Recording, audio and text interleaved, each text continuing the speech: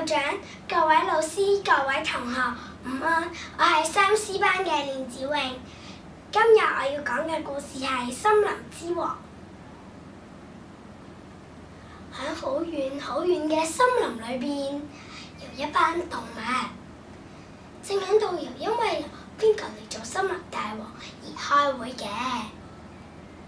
首先由呢次會議嘅主持人松鼠先講。吱吱，我覺得論身材體格嘅話，紅小弟係最適合嘅呢。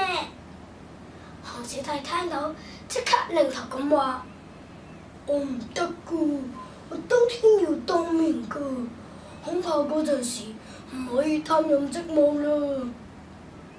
貓頭鷹就話：我覺得除咗紅小弟之外，大象都可以嘅。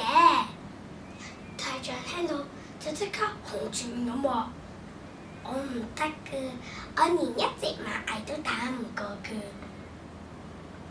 喺呢個時候，大家都沉默咗一陣，唔知點算啊！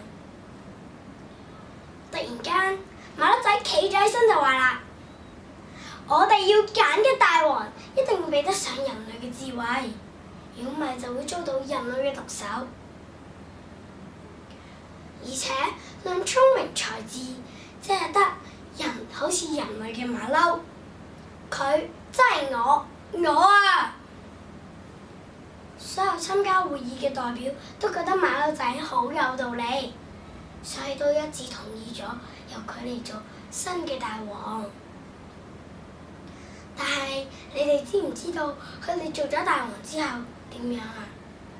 咪日日掛住食咯，一啲都冇貢獻嘅。妒忌嘅狐狸見到馬騮仔咁樣，就決定俾一個教訓佢，所以就扮好開心咁同馬騮仔講：稟告大王，頭先松鼠喺山谷嗰度發現咗一大堆寶藏啊！想請你過去驗收。馬騮仔聽到即刻好開心咁話：係嘅，真㗎，快啲帶我去啦！唔知情嘅馬騮仔就跟咗狐狸去到山谷。一去到發現寶藏嘅地點，狐狸就話啦：嗰度啊，有枯葉遮住嗰度呢，因為我哋驚寶藏會俾人發現，所以都用枯葉遮住咗。馬騮仔就話：做得好，返去有獎賞。一路行一路講，一路將隻手擺入去。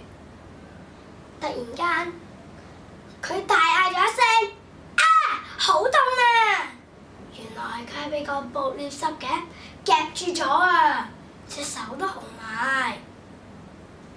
佢大鬧狐狸話：你竟然敢呃我！狐狸就話啦：哼，你根本就唔夠聰明，仲想保護我哋，保護森林。哼，自大嘅馬騮仔！馬騮仔雖然而家好後悔，但都逃唔過俾獵人捉走咗，離開咗佢喺森林王國嘅命運。